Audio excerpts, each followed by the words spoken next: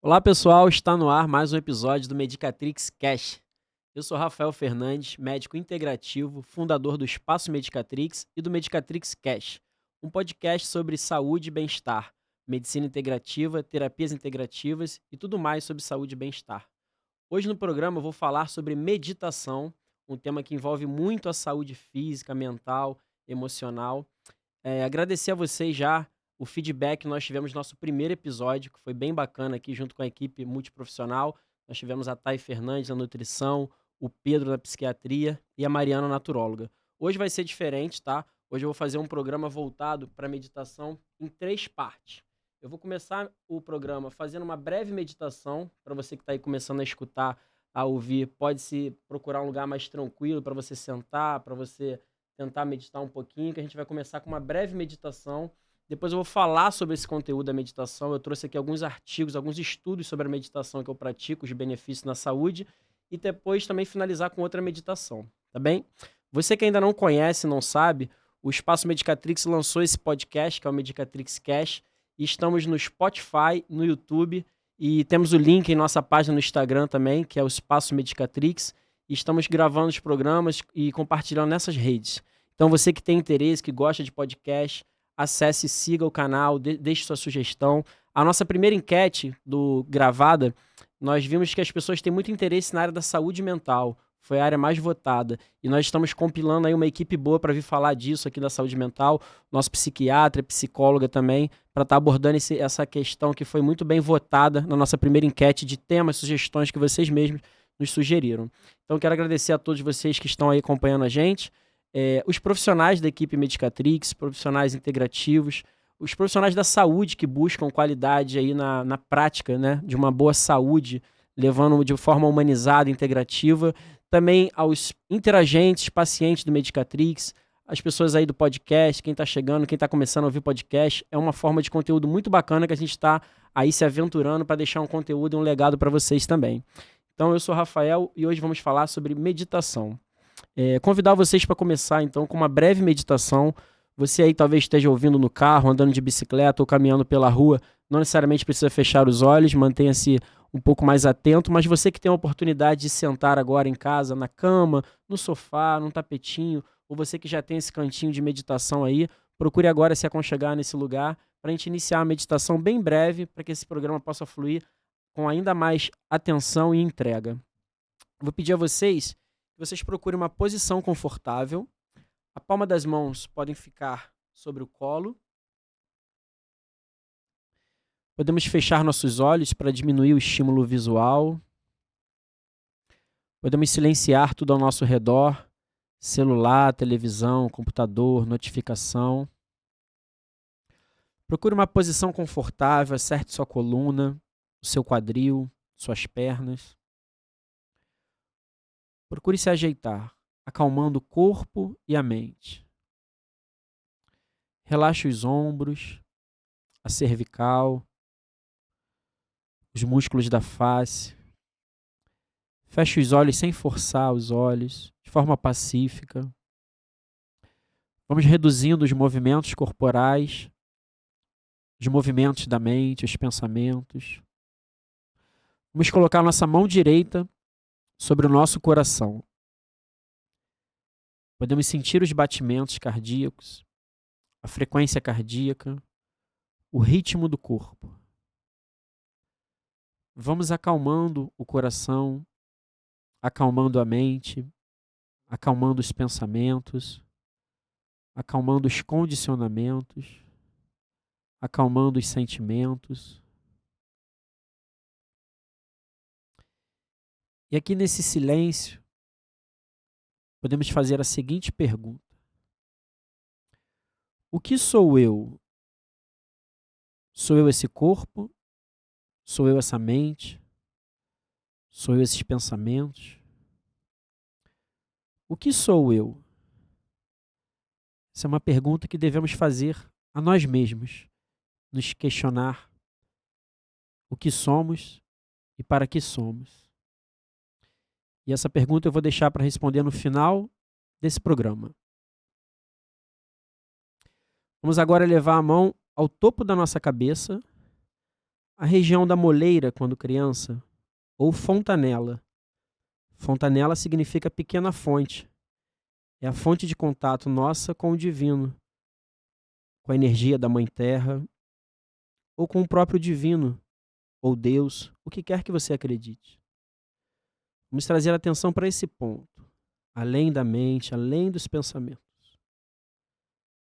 Vamos fazer o exercício de deixar a nossa atenção aqui, no topo da cabeça. Podemos abaixar as mãos e vamos meditar por alguns instantes, sem pensar em nada. Isso não, agora não. Agora vou meditar.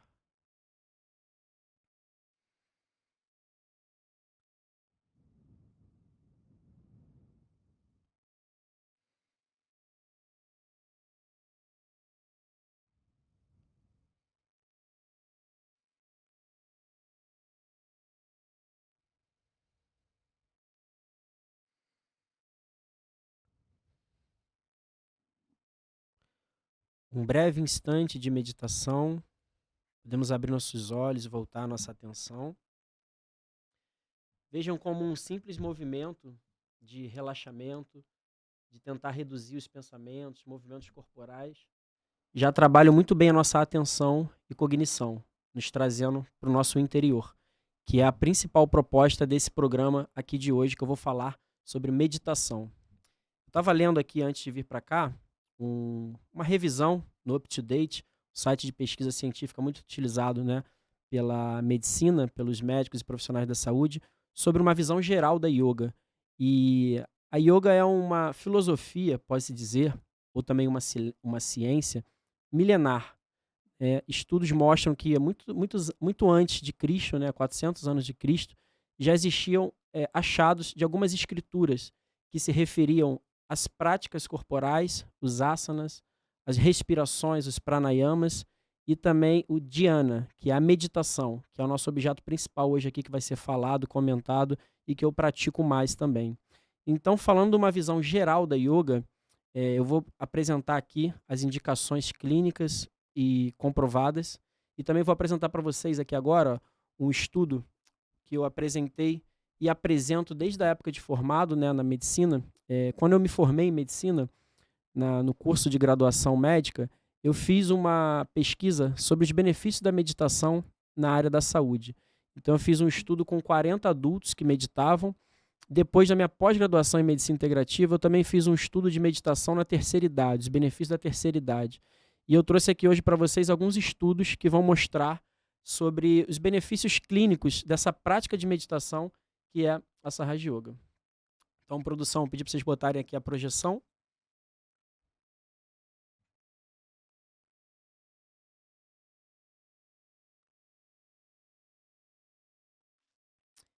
Então, vou apresentar aqui para vocês hoje os benefícios da meditação no conceito ampliado de saúde. E, especificamente, essa meditação de hoje que eu vou apresentar para vocês, tanto a parte prática de meditar e comentar sobre, e todos os estudos aqui elucidados, que eu vou apresentar para vocês 10 estudos sobre Sahaja Yoga e também vou comentar depois 2 estudos que eu fiz com praticantes de Sahaja Yoga. Então, tudo aqui hoje vai ser baseado na medicina da Sahaja Yoga, né, a meditação da Sahaja Yoga. Existem outras formas de meditação, de atenção plena e tudo mais, mas hoje nós vamos falar sobre a meditação da Sahaja Yoga, que é a meditação que eu pratico e conheço mais e tenho o mínimo de conhecimento que eu possa falar e argumentar. Quando eu entrei na faculdade de medicina, em 2010, eu conheci, por acaso ou não, a meditação da Sahaja Yoga, lá em Niterói. E isso foi no ano de 2010. Desde então, eu tenho colocado a meditação em paralelo com a medicina, né, ao longo aí desses anos, desses últimos 13 anos. E eu confesso que no início parecia algo muito distante, como a maioria das pessoas costumam comentar, né?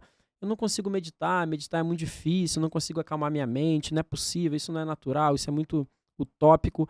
E hoje eu posso dizer que meditar diariamente é algo que faz parte da rotina. Acordar, tomar um copo d'água, lavar o rosto, escovar os dentes e meditar 5 a 10 minutos. E aí sim começar o dia, tomar um café da manhã, depois abrir o aplicativo do WhatsApp, ver as pendências de trabalho, começar a trabalhar em si. E também no final do dia, chegou em casa, tomou um banho, comeu alguma coisa, meditar mais 5, 10 minutinhos para finalizar o dia, ter uma noite mais tranquila, esvaziar um pouco a mente. Isso é uma coisa individual, a sua rotina de meditação. Eu vou trazer aqui também a importância da meditação coletiva, estarmos meditando com outras pessoas, ir a alguns encontros. A meditação envolve também música, envolve dança, envolve a parte da postura, dos asanas, o pranayama, respiração, envolve muita arte, né? E a gente tem muita relação com a escrita, com a poesia, com a pintura. Então, meditação ela vai além do simples fato de você ficar em silêncio. Mas esse silêncio em si, ele traz muitos benefícios ao nosso redor. Então, vamos começar aqui a falar sobre os benefícios da meditação.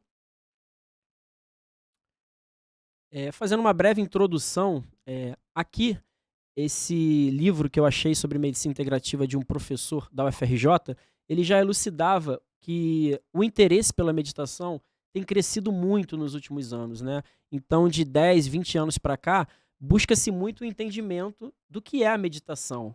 Ela de fato traz saúde e bem-estar?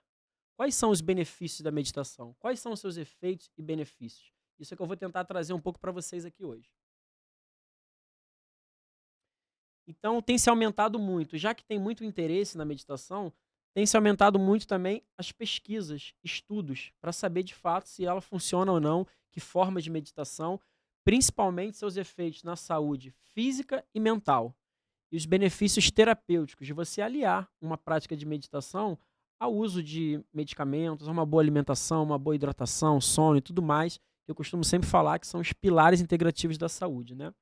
E viu-se que a meditação ela tem um papel muito importante, principalmente nos distúrbios mentais e psicossomáticos. Esse é um estudo que eu vou falar melhor para vocês, de 2016, em que foi acompanhado, né, uma morfometria cerebral, o cérebro foi acompanhado ao vivo, que áreas são estimuladas ou não com a meditação. Pode passar, produção?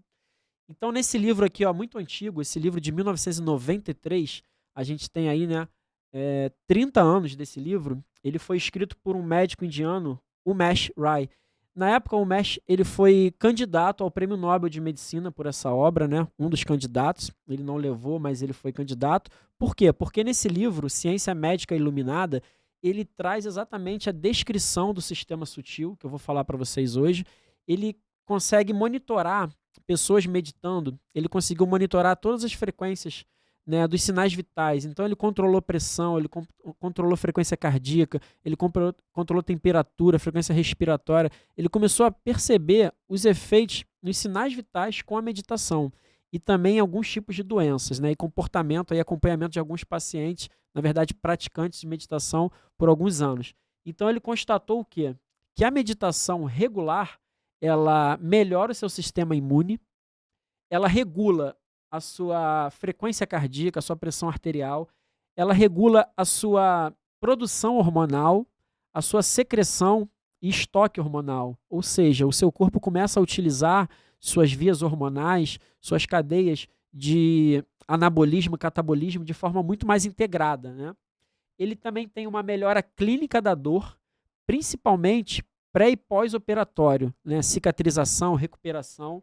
Ele percebeu também uma melhora na memória, humor, cognição, distúrbios do sono, melhor disposição física e mental e, consequentemente, melhora nos hábitos alimentares e hábitos de vida.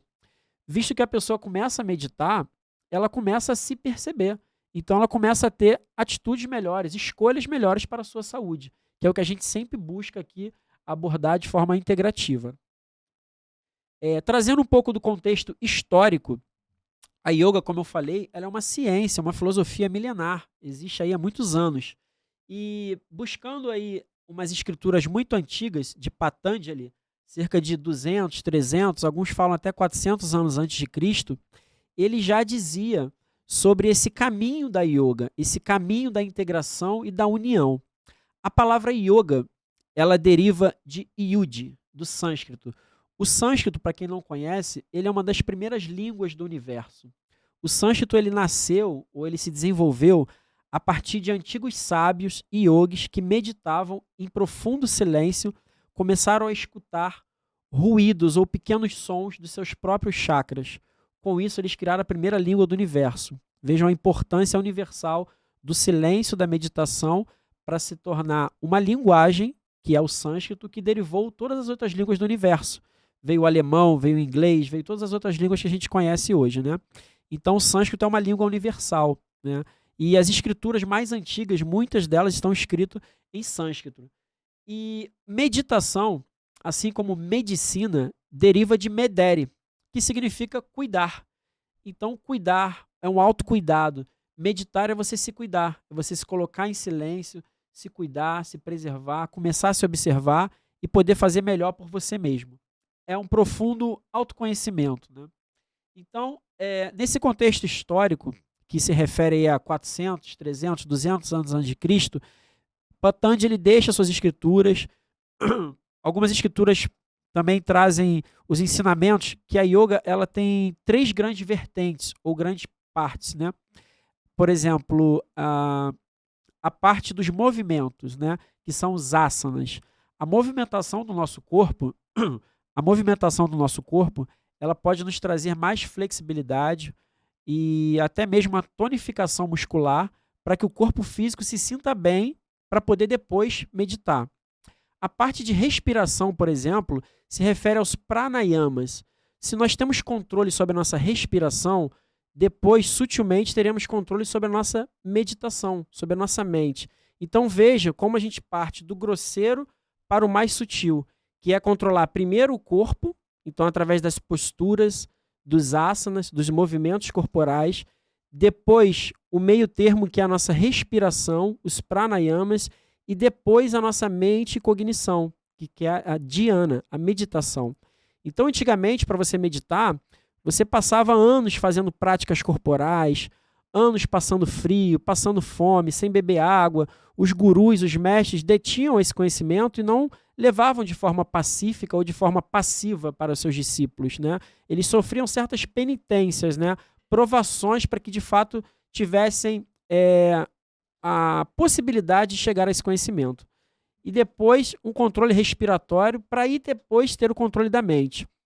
E hoje eu vou oferecer a vocês uma técnica que é muito mais simples, onde a gente medita primeiro e depois a gente começa a ter esses desdobramentos, né? Isso vem com o surgimento ou o advento da Sahaja Yoga, em 1970. Então vocês podem ver essa senhora da foto, que é a Shri Mataji, que nesse ano de 2023 ela está completando o seu centenário. Ela que desencarnou, faleceu em 2011, ela viveu uma vida de legado para a humanidade, dedicando-se à humanidade para conhecer a Sahaja Yoga, o processo de meditação, o corpo sutil e esse profundo autoconhecimento. Então, Shri Mataji, ela nasceu em 1923, em Chindwara, uma cidade na Índia. Ela nasceu de uma família católica, de uma família com recursos financeiros bons e também educacionais. Sua mãe, por exemplo, foi uma das primeiras mulheres a cursar uma faculdade na Índia. Ela se formou em matemática. O seu pai era um diplomata, advogado e muito movimentado assim, em relação à política. Ele, ao lado de Gandhi e outras frentes, pessoas importantes, conseguiram juntos redigir e lutar pela libertação da Índia contra a Inglaterra na época, né? Que a gente passou por um grande processo de libertação na época do imperialismo. Então, para quem não conhece, é muito interessante também estudar a história de Gandhi, por exemplo. Gandhi, ao lado da família de Shri Mataji e outras pessoas importantes na época, facilitaram a independência da Índia, que era ainda uma colônia da Inglaterra na época, né? Então, Gandhi vem também como uma figura muito importante, pacífica e muito sábia nesse movimento de liberdade, né? Tem um documentário que chama Freedom and Liberation, que mostra sobre liberdade e libertação, que justamente fala sobre esse contexto histórico de político, né, da Índia contra a Inglaterra, de Gandhi, desse movimento todo que Shri Mataji fez parte também. Então, Shri Mataji nasceu em 1923, cresceu numa família católica, uma família educada, bem orientada. Ela cursou por alguns anos a faculdade de medicina, então ela faz um paralelo muito legal do corpo sutil, da meditação com a medicina. Depois de um tempo, sua faculdade foi fechada, ela foi perseguida, assim como alguns movimentos políticos da época, né, dessas pessoas que estavam buscando a independência da humanidade, dos indianos e tudo mais. E depois de um tempo, ela se casou com um diplomata da ONU sobre assuntos marítimos e ela começou a rodar o mundo inteiro, né? Da Índia, ela foi morar em Londres. Ela seguiu sua vida como mulher, como mãe, como esposa, teve 2 filhas. E quando suas filhas se casaram, ela decidiu que ela começaria essa Sahaja Yoga. Então, em 5/5 de 1970, ela meditando numa praia, ela começa a ter esse vislumbre do que poderia ser a Sahaja Yoga. Ela meditando, ela tem então a compreensão total desses chakras e principalmente do sétimo chakra e começa a perceber que isso tem que ser acessível para todos da humanidade. Acessarem esse silêncio, essa meditação e de forma pacífica, espontânea e principalmente gratuita, porque ela começou a ver que muitos gurus, muitos falsos gurus, falsos profetas estavam vindo do Oriente para o Ocidente para fornecer isso, né? Quando os ocidentais começaram a ter essa busca, né, década de 70, a gente vê muito ali o pós-guerra, a guerra do Vietnã, a década de 70, 60, 70, o movimento contra a cultura. Então as pessoas começaram a buscar através das drogas, das experimentações, do rock and roll, da música, movimento hippie, até o surf e tudo mais, mas ela começa a perceber que alguns buscadores tinham mais profundidade e eles queriam, na verdade, conhecer Deus, conhecer o divino, queriam conhecer a meditação, a Índia, as divindades e tudo mais. Então ela começa em 1970 esse movimento pequeno ao lado de alguns buscadores na Índia, foram para Londres, começaram a rodar toda a Europa, tiveram na América do Sul,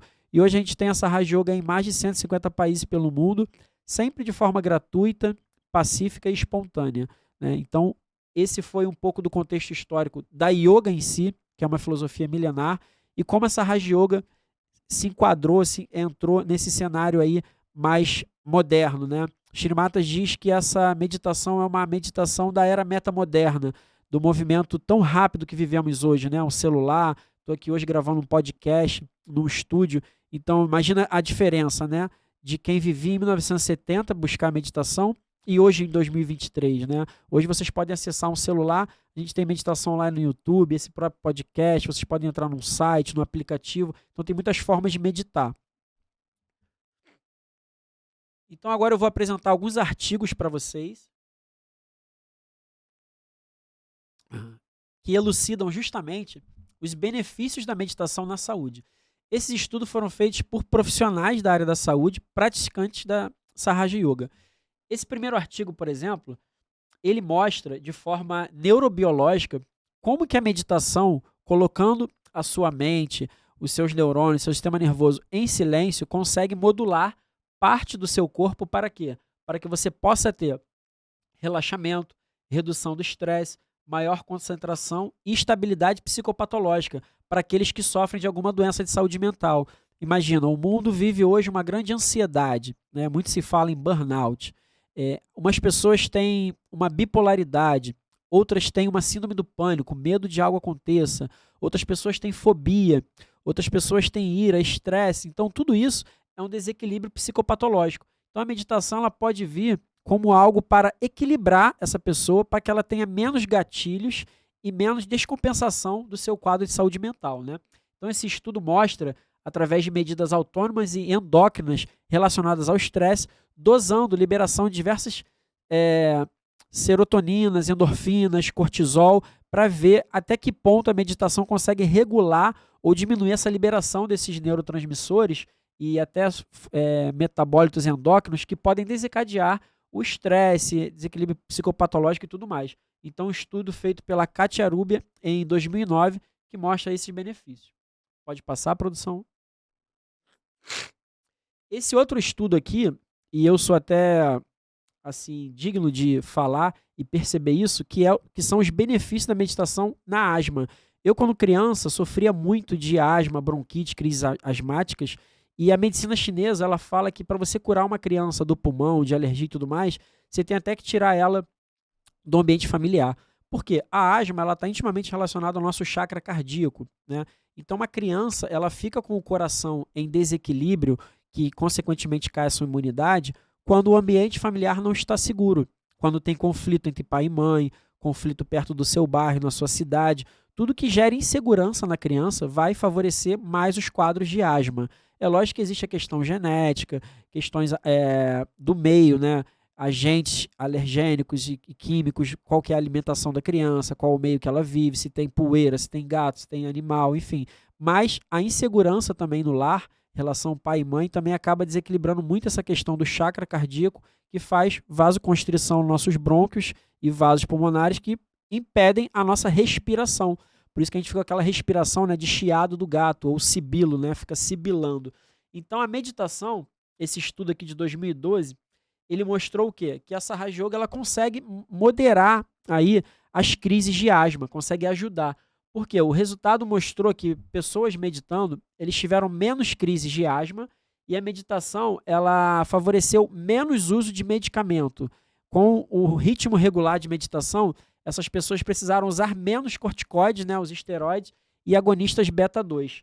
E eles perceberam que o quê? Ela altera o seu padrão respiratório porque ela faz justamente o relaxamento da musculatura lisa, que está associada ali à parte de respiração e também aos pequenos vasos. Então você relaxa o vaso, o ar consegue entrar e sair e você respira melhor, né? Que seria até o efeito dos medicamentos, né? Você broncodilatar esse vaso, esse brônquio para você respirar melhor.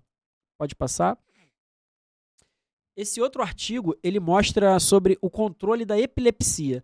Então, um artigo feito aqui em 2001, ele mostra que a meditação, ela ajuda na redução das crises epiléticas, né, o mal epilético, e controle da apreensão. Porque imagine uma pessoa que tem epilepsia, que tem crises convulsivas, ela pode viver apreensiva, né? Porque a qualquer momento, ela pode estar ali, entrar numa crise convulsiva. Nós percebemos muito o cuidado e a apreensão dessas pessoas. Não pode ficar muito tempo sem beber água, tem que controlar a glicemia, né? Que ela pode ter uma hipoglicemia, uma hiperglicemia, a temperatura pode desencadear uma crise, medicamentos, falta de alimento, um fator estressante, às vezes um conflito interno, um conflito familiar, um conflito no trabalho. Algumas coisas podem desencadear uma crise ou não, pode ser uma coisa só metabólica. Então a gente viu que a meditação ela consegue melhorar nessa apreensão do paciente praticante da meditação e principalmente reduzir o número de crises epiléticas. Então você tem um controle ali dos níveis epiléticos, né? Porque o sistema nervoso de uma pessoa epilética ele é totalmente descontrolado. A pessoa não tem controle sobre seu sistema nervoso autônomo, simpático e principalmente o parasimpático, né? Vou passar. Aqui um estudo bem interessante que é sobre os benefícios da meditação no TDAH. Então foi acompanhado algumas crianças, né, grupos familiares participaram durante 6 semanas de meditação, com 2 sessões semanais e meditação regular, meditação diária dessas crianças com seus pais em casa. Eles fizeram uma avaliação, né, testes de perguntas e respostas pré e pós o estudo. Eles perceberam que melhora nos sintomas comportamentais do TDAH, que são o quê? Atenção, hiperatividade e impulsividade. Então teve redução desses fatores das crianças com TDAH. Eles perceberam também uma melhora na autoestima da criança. Essas crianças começaram a se sentir mais seguras. Sua autoestima foi trabalhada, o que consequentemente melhorou sua ansiedade, hiperatividade, impulsividade e tudo mais. Elas tiveram uma melhora também na relação com seus pais, melhora ali dos pais e filhos, e também uma melhora na relação das crianças interescolares, né? Como essas crianças começaram a interagir melhor com seus coleguinhas no colégio, vizinhança e tudo mais. Melhorando também, consequentemente, o sono, ansiedade, concentração e conflitos gerais de uma criança com TDAH. Um estudo aí de 2004 da Katia Rubia, o Manesh Rocha e a Linda Harrison também. Pode passar. Aqui um outro artigo mostrando que, de fato, a meditação ela pode ter sido vista através de um eletroencefalograma, né? Vou recordar aqui a vocês, para quem não conhece, nós temos esses 4 estágios de sono, né? E isso também está relacionado ao níveis de ondas cerebrais que o nosso cérebro vai emitir ou não. Então, por exemplo, aqui agora nós estamos no estágio 1, que é um estágio alerta, nós estamos acordados. Eu estou aqui discorrendo com vocês, gravando um podcast, falando, vocês estão aí ouvindo ou vendo também. Então, nós estamos alertas, estamos acordados. O segundo estágio, que é conhecido como o estágio do sono REM, que ele está relacionado aos movimentos rápidos do olho ocular, né? Rapid Eye Movement, que é aquele momento que a gente começa a entrar no sono, né? O segundo estágio de sono, que você faz o quê? Você começa a cair no sono. Então, algumas pessoas, quando começam a dormir, elas têm algumas mioclonias, que são os espasmos, né? Então, a pessoa começa a ter um espasmo, uma descarga elétrica, o olho começa a abrir e fechar. Por quê? Porque ela está tendo alteração de onda cerebral, ela está caindo no estágio de sono, né? O segundo estágio. E aí você cai no sono profundo, que é o estágio 3. Esse sono profundo, a gente vai oscilar do sono REM para o sono profundo. É como se a gente ficasse 1 hora no REM, fica no profundo meia hora, volta e fica 1 hora. A maior qualidade de sono que nós podemos ter é tentar se manter mais nesse estágio 3, nesse sono profundo. Seria mais revigorante, né? Seria um sono de mais qualidade. Mas pelo excesso de estímulo mental, muitas pessoas ficam ali no sono REM mais tempo, né? Não conseguem relaxar, dormir de forma profunda. E nós temos o 4º estágio de consciência, que é conhecido também como Túria. Túria significa 4. E esse 4º estágio de consciência, ele pode ser alcançado em algum momento do sono profundo ou através da meditação. A meditação ela nos traz um estado alterado de consciência em que você está alerta, você está acordado, mas que você está num estado tão profundo de ondas cerebrais em que você consegue equilibrar muito bem o seu sistema nervoso, seus neurônios, os seus neurotransmissores, seu sistema imune. É onde acontece toda essa mágica aí lá na área límbica, que eu vou apresentar para vocês futuramente. Então, esses 4 estágios de sono podem alterar também com o tipo de ondas cerebrais. Ondas mais intensas e mais sutis. Então, nós temos as ondas alfa, beta, teta e gama.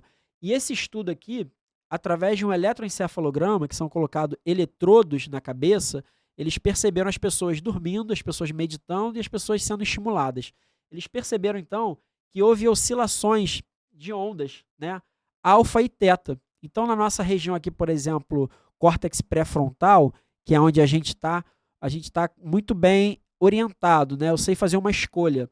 Eu não vou colocar minha mão no fogo. Por quê? O meu córtex pré-frontal, ele sabe definir o que é bom e ruim para mim. Então, eu tenho controles cognitivos que me protegem. E também um senso coletivo, né? Que é até uma perda do córtex pré-frontal, quando a gente fala que o paciente idoso está frontalizado. Ele perdeu o limite da coisa, né? Aquele paciente que levanta e acorda pelado, vai na rua pelado, que sai com pijama, sai com a cueca em cima da calça jeans. Por quê? Porque ele perdeu o controle do córtex pré-frontal. Ele não sabe mais discernir o que é certo, o que é errado, o que é social, né? Ele perde os limites ali da sociedade, da educação e tudo mais.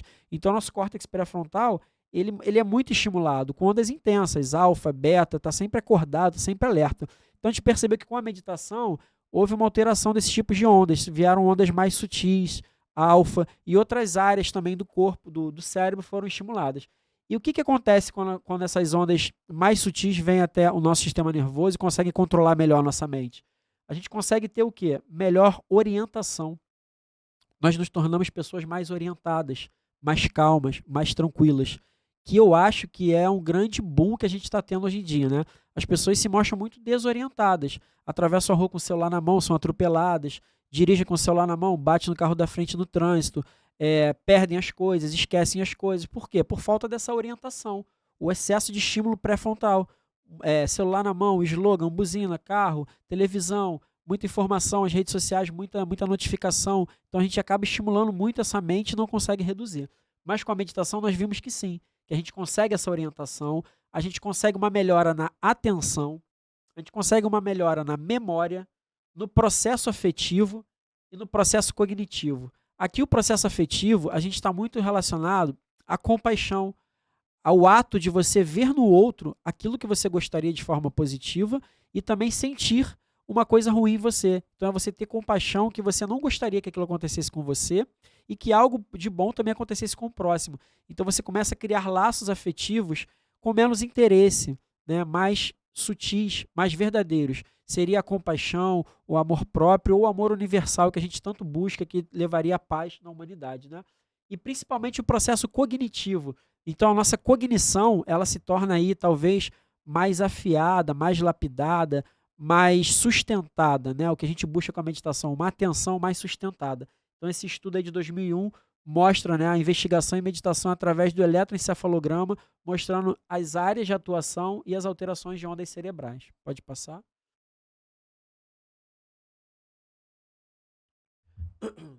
Esse estudo aqui, ele mostra agora a atuação sobre estudantes de uma universidade. Foram acompanhados 60 alunos com 17 a 25 anos de idade. E eles perceberam que esses estudantes, ao meditar, eles melhoraram os seus hábitos de alimentação, consequentemente na atividade física, né, durante a universidade, muita prática esportiva, e também melhora nas notas e estudo. Por quê? Porque com a meditação, eles acalmaram a sua ansiedade, compulsividade alimentar, eles conseguiram ter uma melhora nutricional. Por quê? Reduziram a ansiedade, tiveram uma melhor resiliência e começaram a fazer melhores escolhas, qualidade e quantidade de alimento, né? Isso levou a uma melhora na estabilidade emocional e também na melhora na reatividade emocional. Então vejam, a adolescência é um período muito intenso da vida, né? A gente está se descobrindo, chega aos 18 anos, pelo menos aqui no Brasil, a gente começa a definir se a gente quer trabalhar, quer estudar, quer fazer uma faculdade. Então é muita informação.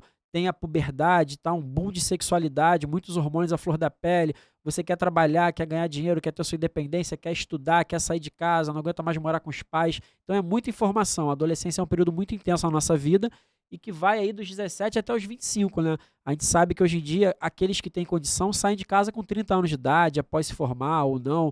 Eu conheço gente com 40 anos de idade que ainda mora com os pais, mas é um período intenso.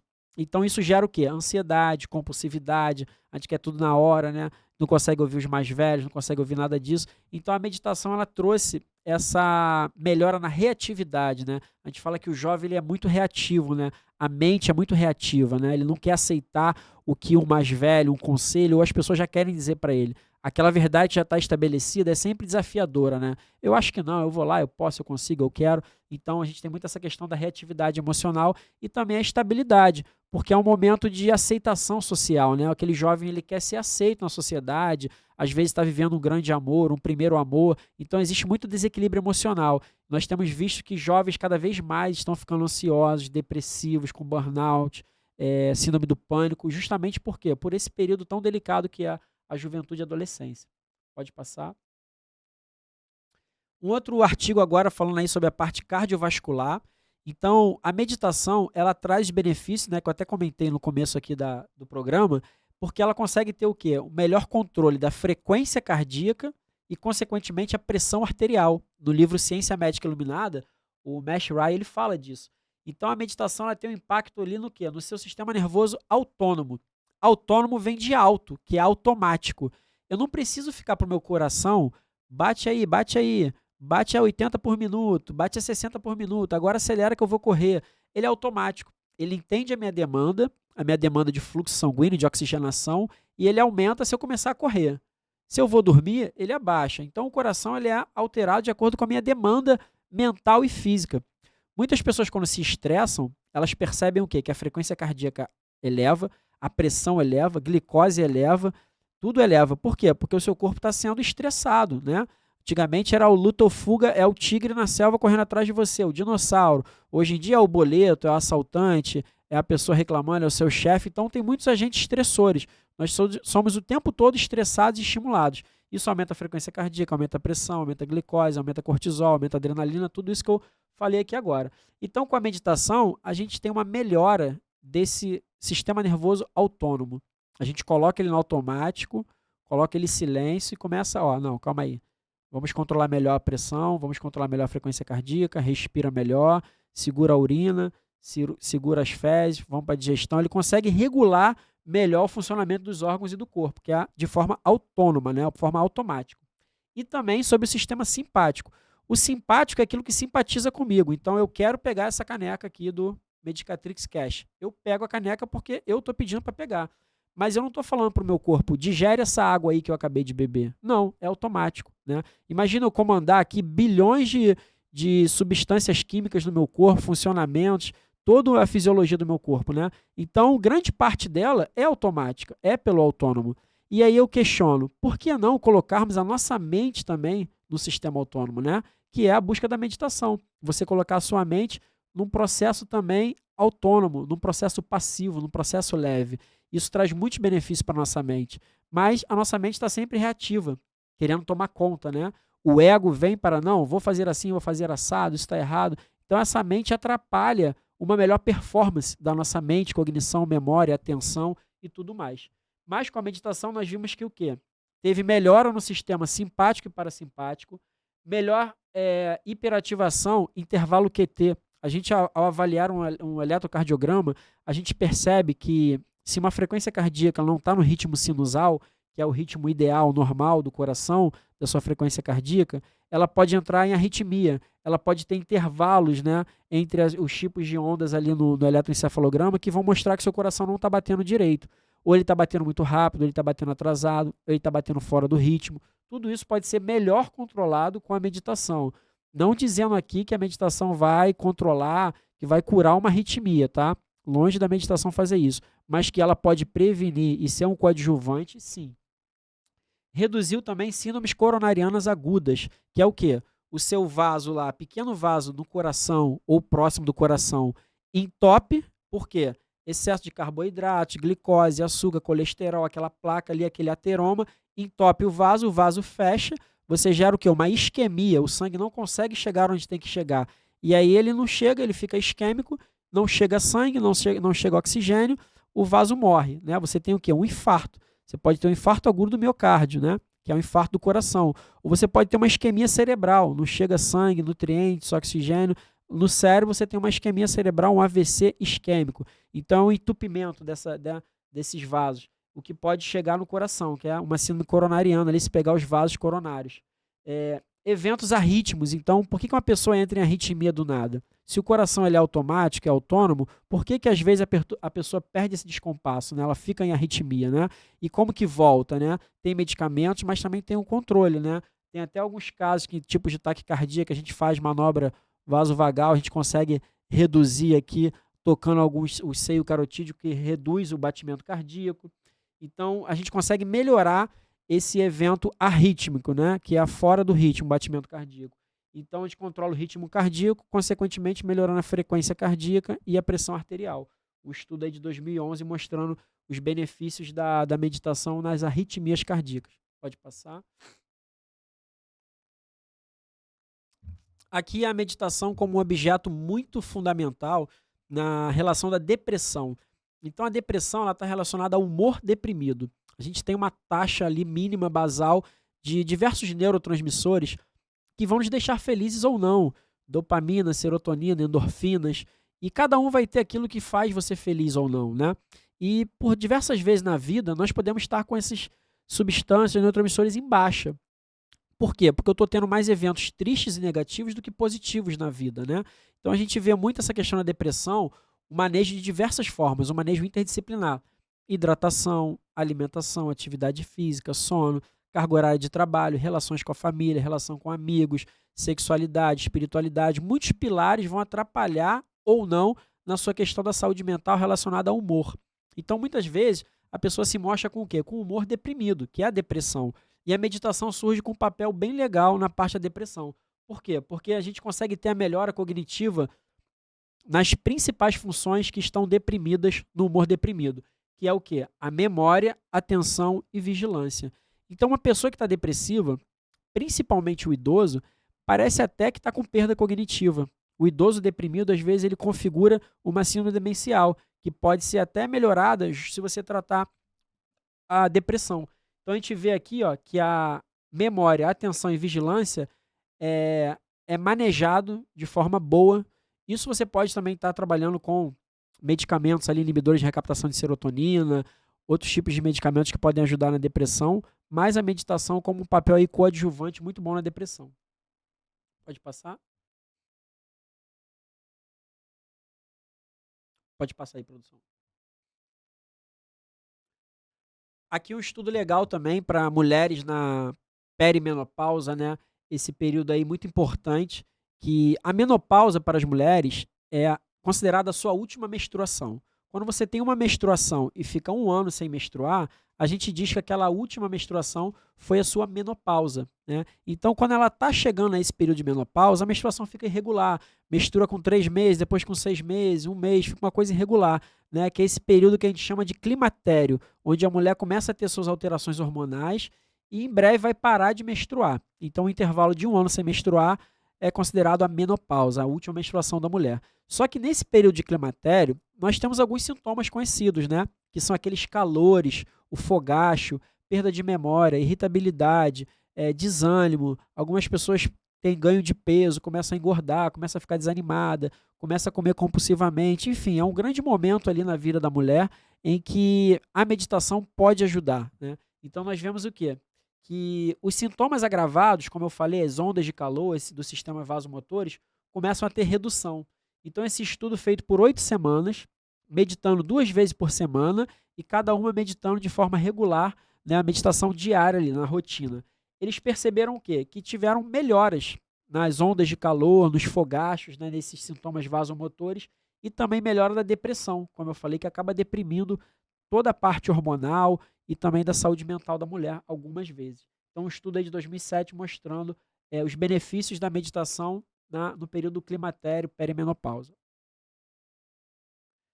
Esse outro estudo aqui bem interessante, acho que serve para a grande maioria dos nossos ouvintes, que é o público trabalhador, né?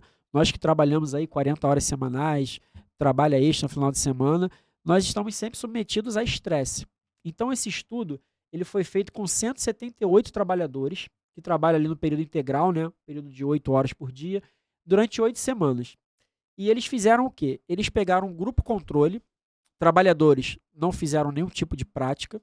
Um segundo grupo fez o grupo de meditação, então eles meditaram durante 8 semanas, 2 vezes por semana em meditação regular, e um outro grupo fez uma espécie de relaxamento, onde eles chegavam, deitavam numa sala, imagine um lago límpido, a lua sobre as estrelas, um gramado limpo, uma natureza, então você vai relaxando a mente da pessoa para tentar ter um pouco de relaxamento, mas não meditação. E eles perceberam o quê? Que o grupo da meditação, praticando a meditação Sahaja Yoga, eles tiveram melhoria no estresse, principalmente no ambiente de trabalho. Eles se tornaram menos estressados, mais resilientes, mais bem-humorados, trabalharam mais felizes e, consequentemente, em casa, na rotina pós-trabalho, que às vezes chega muito estressado, muito cansado, acaba levando problema de casa, né, do trabalho para casa.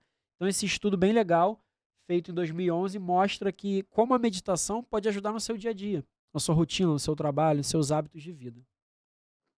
Pode passar.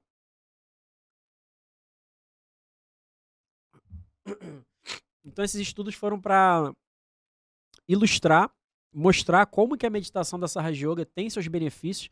Eu mostrei alguns estudos em algumas áreas diferentes, né? Muita parte da saúde mental, epilepsia, depressão, parte cardíaca, né? Parte cardiovascular, arritmias, parte de dor também tem alguns estudos, TDAH, estresse de trabalhador, estresse de estudante, menopausa. Então a gente vê que a meditação aí vai de criança, adulto, idoso, menopausa, né? Uma terapia de diversas áreas. E aqui eu vou elucidar melhor esse estudo aqui que é mais recente, que é do 2016. Ele mostrou o quê? Pessoas que meditam ao longo do tempo, aqui eles foram acompanhando yogis, né? Praticantes da yoga, da meditação, como que o cérebro deles se comporta. O que aconteceu no cérebro desses meditantes ao longo do tempo, né? Então ele mostra que houve o quê? Maior volume de massa cinzenta em geral. O que é essa massa cinzenta, né? É o cérebro propriamente dito, é o tecido cerebral, que ali tem várias áreas no cérebro, que eu vou mostrar algumas para vocês, mas que houve um aumento dessa área.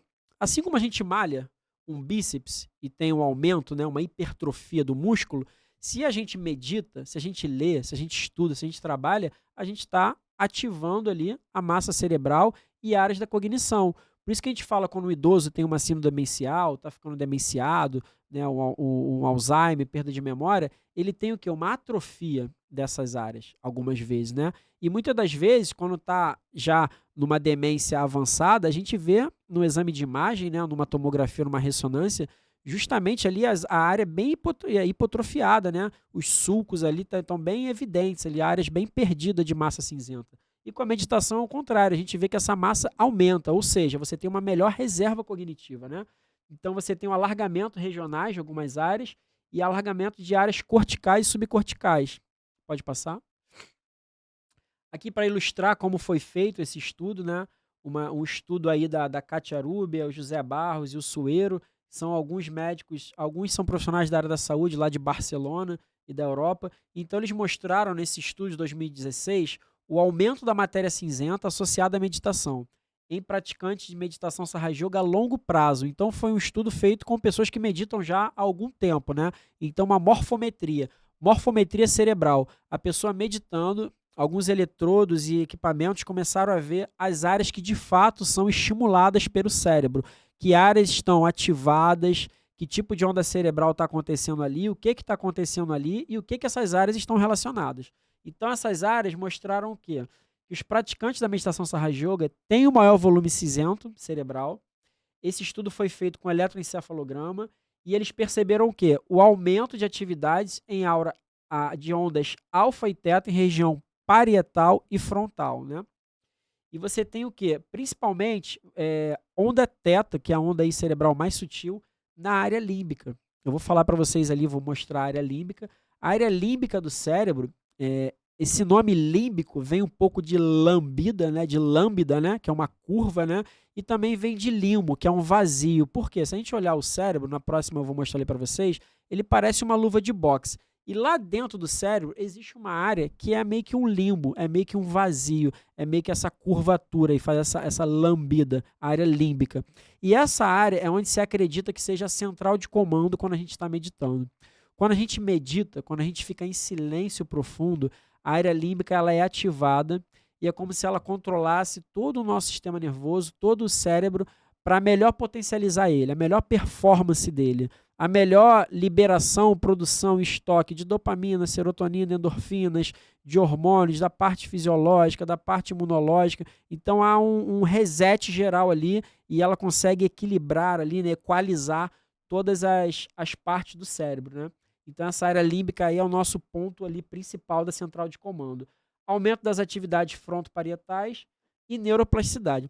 O fenômeno de neuroplasticidade, alguns anos atrás, acreditava que a gente nascia com X bilhões de neurônios e que a gente ia vivendo e ia perdendo esses neurônios. Atualmente, a ciência reviu esse ponto e eles perceberam que a gente consegue sim ter neuroplasticidade, que é o quê? O nascimento, revigoramento ou manutenção de novos neurônios ou cuidar dos que estão envelhecendo. Mas para isso nós precisamos o quê? Dar matéria-prima, dar nutrientes. Então, novamente, o que eu sempre falo, uma boa hidratação, uma boa alimentação, prática de atividade física, sono regular, relacionamentos saudáveis, sexualidade, espiritualidade, saúde financeira, tantos pilares, né, que movem a saúde, que eu vou falar também futuramente no programa, que são os pilares da saúde. Então, tudo isso alinhado ao quê? A coisas que você gosta. Por exemplo, gosto de correr, gosto de estar com a minha família, então estou amando a vida, estou bem comigo, estou bem com a minha família, estou bem com o trabalho, estou viajando, consegui realizar aquele sonho. Então, essas coisas que te fazem bem no seu interior, no seu fundamento ali na sua vida, na sua prática diária, isso gera neuroplasticidade. Então, uma das causas importantes é isso. Prática de atividade física, hobby, fazer algo que você gosta e principalmente o amor. Então, quando você está amando, quando você está em bem-aventurança, quando você está naquele regozijo que é da yoga, da meditação, a nossa busca, então você tem esse processo de neuroplasticidade, que seria regeneração, manutenção ou surgimento de novos neurônios. Pode passar. E aqui, como eu falei, para mostrar, para ilustrar as áreas do cérebro que são ativadas, e essas áreas elas estão relacionadas ao quê? A uma atenção sustentada, que eu acho que é o que a gente busca, né, com a meditação, com a nossa evolução pessoal, ter uma atenção mais firme, estar com a atenção plena. E a atenção plena não é você sentar e ficar em silêncio. É a atenção plena ao beber um copo d'água, ao tomar um café, ao se alimentar. As pessoas se alimentam, né, com o celular na mão e o garfo na outra. Então tem até o mindfulness eating, né, que é você comer com atenção plena, comer devagar, conversar com as pessoas que estão na mesa, tudo sendo feito com atenção plena e cuidado. Então isso está relacionado ao quê? A uma atenção sustentada, uma pessoa que tem uma atenção firme.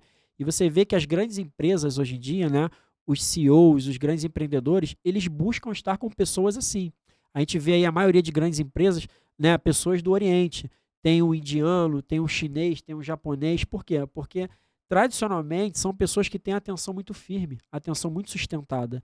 E geralmente essas pessoas com um bom currículo, boas práticas, né, um currículo ali de ter trabalhado em bons lugares, elas são bem vistas, porque são pessoas que têm atenção firme para trabalhar, para executar uma tarefa, para fazer uma reunião, para falar e tudo mais. Então a atenção hoje em dia é uma moeda de ouro aí, além do tempo, né? Controle cognitivo é eu ter controle da minha memória, da minha atenção sustentada, que por muitas vezes está perdido, né? As pessoas esqueceu a chave do carro, aí pegou a chave do carro, esqueceu o celular, esqueceu de pagar aquele boleto, e marquei com a pessoa, não fui. Então, essa atenção está muito perdida hoje em dia, né? E uma outra coisa que a gente também vê muita dificuldade das pessoas é o controle da emoção, né? As emoções vão vir a todo momento, mas imagina, amanhã eu vou à praia, choveu, aí eu vou ficar chorando, eu queria ir à praia, mas está chovendo, nossa, que legal. Então você fica triste. Aí você ganhou um brinquedo novo, aí você fica muito feliz. Então essas oscilações a gente vai ter a todo momento. Tristeza, alegria, euforia, melancolia, muitos tipos de emoções, né? Então ter um melhor controle dessas emoções, saber que tudo é passageiro. Se ora eu estou triste, em algum momento eu vou ficar feliz. E se eu estou feliz, em algum momento eu vou ficar triste. Então saber reconhecer esses momentos e aproveitar os momentos para aprendizado, regozijo, mas ter melhor controle dessas emoções. Porque algumas pessoas estão muito assim, fragmentadas, né, emocionalmente. A mente quer uma coisa, o desejo quer outra, a atenção quer outra. Então a pessoa fica muito fragmentada emocionalmente.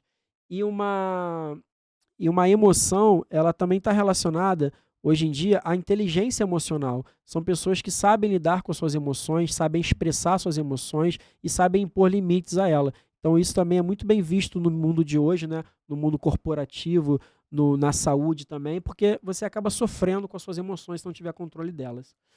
Percepção interoceptiva. Isso é legal por quê? Porque é a percepção que você tem de si mesmo, né?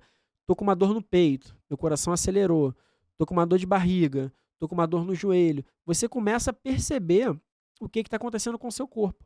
E ninguém melhor que você mesmo para ter noção dos sinais e sintomas, até para poder levar melhor para um profissional da saúde o que você está sentindo, para poder conversar com a família, poder conversar com um amigo, entender o que está acontecendo com você, poder mostrar melhor para um profissional da saúde poder te ajudar. Então isso é uma percepção, né? Uma autopercepção. E como eu falei também anteriormente, sentimentos de compaixão. Você ter compaixão por uma pessoa que está feliz, por uma pessoa que está sofrendo, poder ajudar.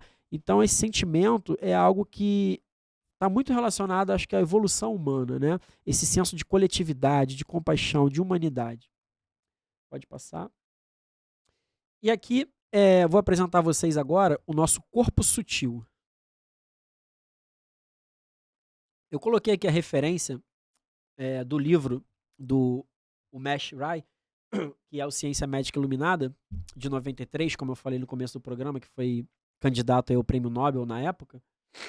Por quê? Porque nesse livro ele ilustra e explica muito bem esse corpo sutil, ou esse corpo energético, que é composto de 3 canais e 7 chakras. Mas esse conhecimento, ele é um conhecimento milenar.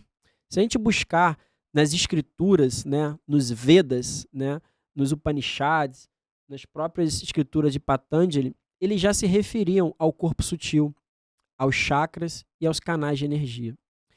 Esse sistema sutil, ele está intimamente relacionado com o nosso corpo físico. Então eu vou elucidar aqui para vocês agora, do chakra 1 ao chakra 7, qual a relação que eles têm com a nossa saúde.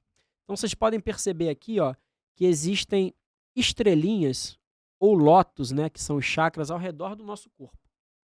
Vocês percebem aqui, ó, que tem 3 canais de energia. Tem um canal azul do lado esquerdo, um canal central e um canal amarelo do lado direito. Esses canais, eles são chamados de nadis ou nadis, que seriam os meridianos, os canais de energia.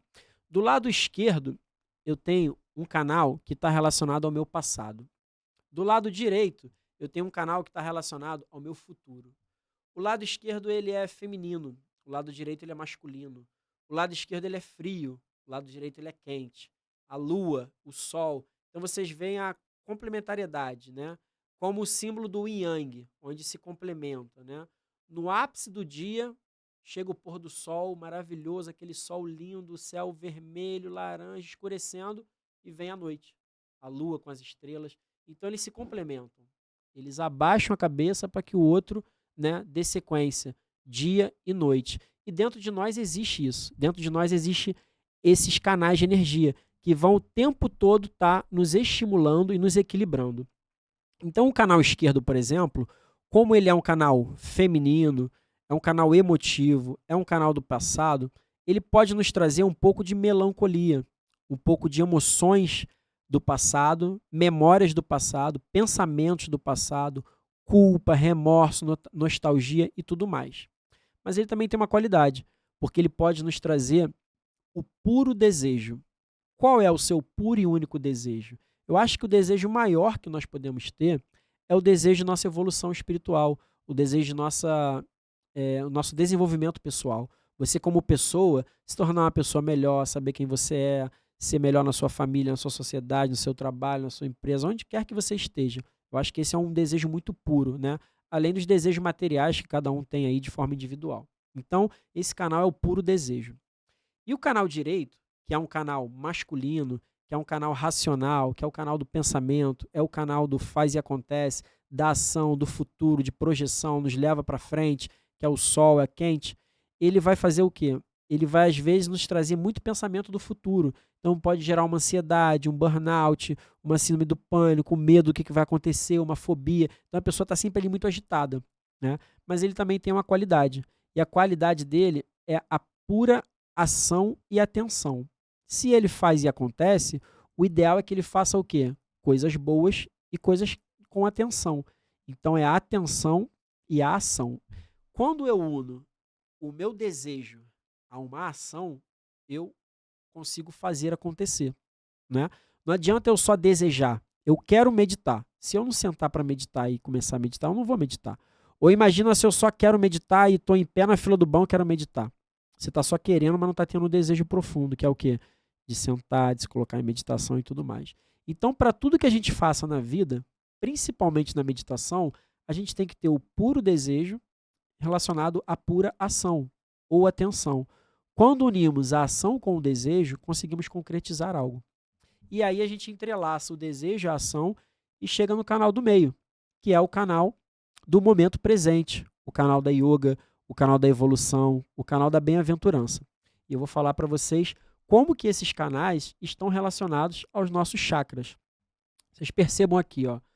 O primeiro chakra, ele é como se fosse a nossa raiz. Imagina uma árvore em que esse primeiro chakra é a nossa raiz, aquela raiz que está se fixando na terra e precisa ter um alicerce.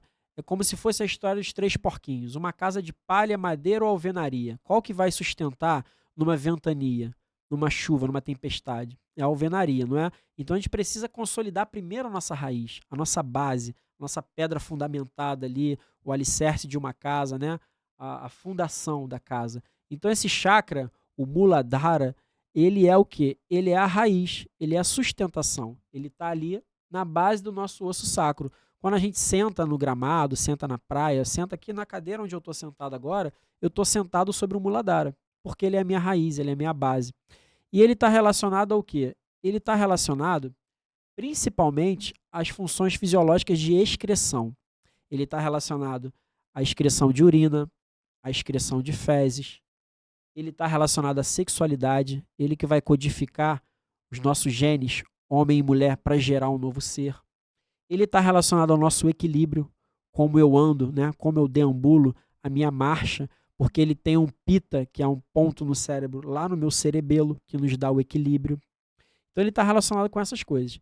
E ele está muito relacionado ao aspecto da natureza, o quê? A própria natureza. Por quê? Porque ele tem essa cor vermelha, alaranjada, que é a cor da terra, né? Aquela terra vermelha, uma terra roxa, terra marrom. Então, para cuidar desse chakra, a gente tem que ter muita relação com a natureza.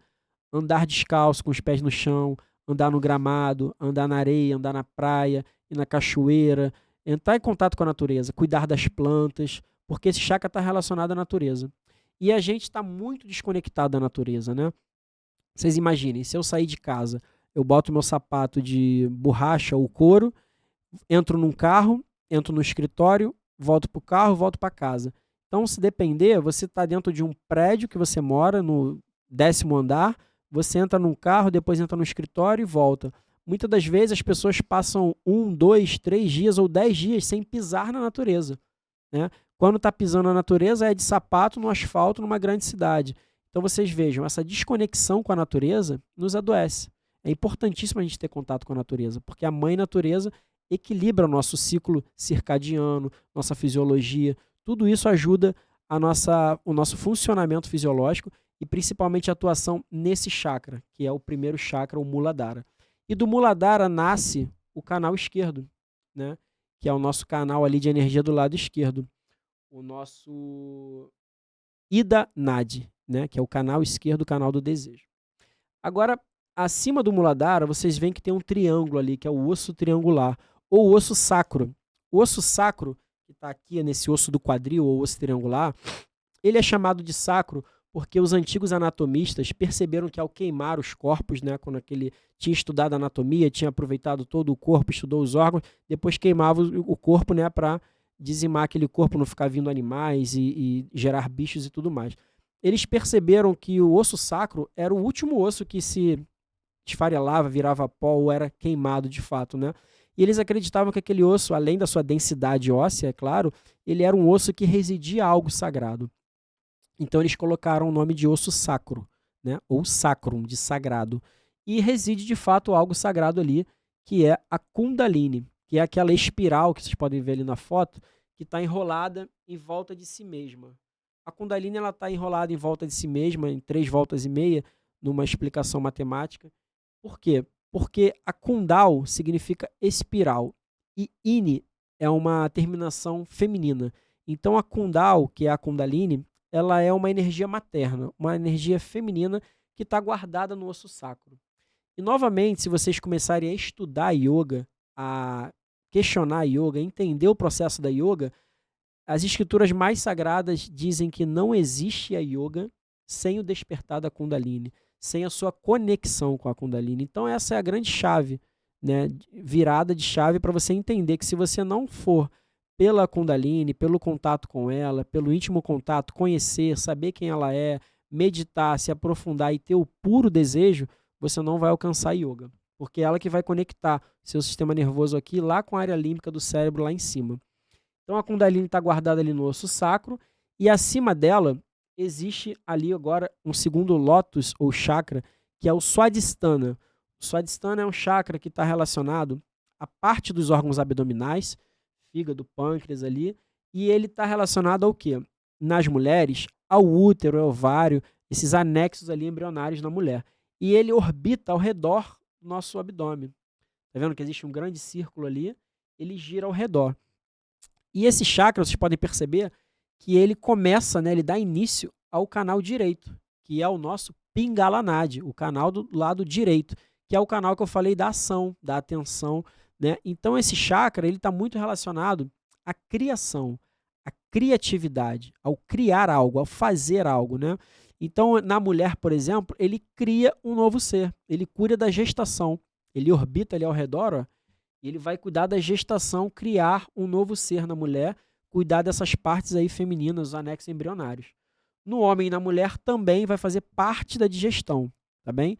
Ele cuida da parte da digestão, processo aí de estômago, fígado, pâncreas, mas acima dele existe um terceiro chakra que está verdinho ali, o Nabi Chakra ou Manipura Chakra, que cuida de fato do processo mais digestivo mesmo, tá bem? E esses 3 chakras aqui, eles estão relacionados muito ao nosso processo evolutivo. O primeiro chakra ele existe antes da criação do universo, do homem, do planeta Terra. O segundo ele está relacionado à criação do universo, o Big Bang, a grande explosão.